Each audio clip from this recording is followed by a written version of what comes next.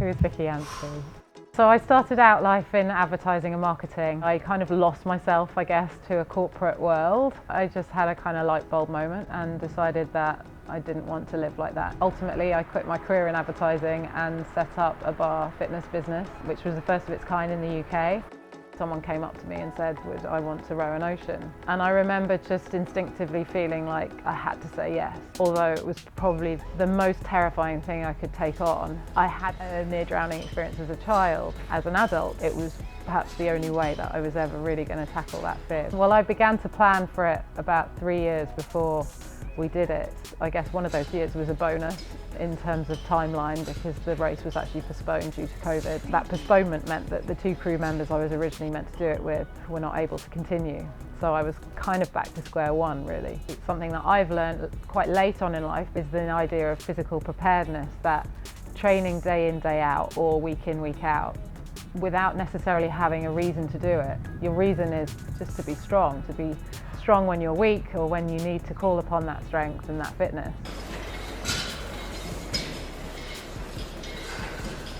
I spent a lot of time in open water trying to deal with, being out of my depth and learning to deal with that.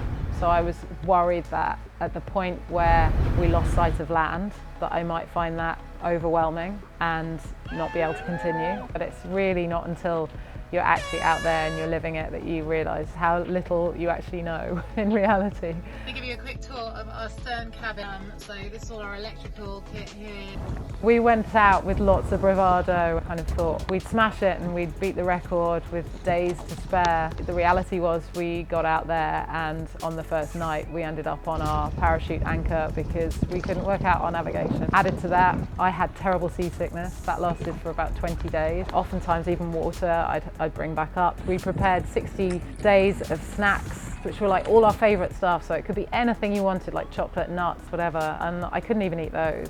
Managing all of those things together, it meant the first few days were really, really tough. And the weather was really, really tough as well.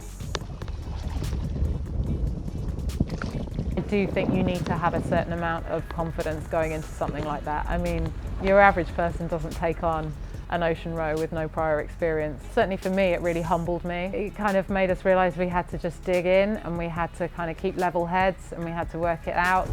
We continue to have really challenging It kind of really went up and down in terms of, yeah, we can get this record and no, it's out of our grasp. That was quite difficult to kind of manage mentally. The disappointment of thinking that we'd lost it. We really pulled together as a team when we thought it was again within our grasp, but we just got our heads down and chased it down. So my hands were probably the worst part of my body, just from holding onto the oars and pulling so hard. That kind of really took its toll, and then of course the sea salt, and that was horrible. And so you'd kind of come off a rest shift and prepare to get back on the oars, and you literally for 20 or so strokes, you weren't able to even grip it very hard at all. To step off a boat that I'd been on with 2 other people into crowds of people welcoming us back. An amazing experience, but also just hugely overwhelming. I was really weak and could barely walk because you come off the sea and you get kind of land sickness, and yeah, I'd lost 15 kilos in weight, so that was about 20% of my body weight. Severely dehydrated, massively sleep deprived, of course. So I got all of those things and ate everything I wanted to eat, which was the most fun part of it.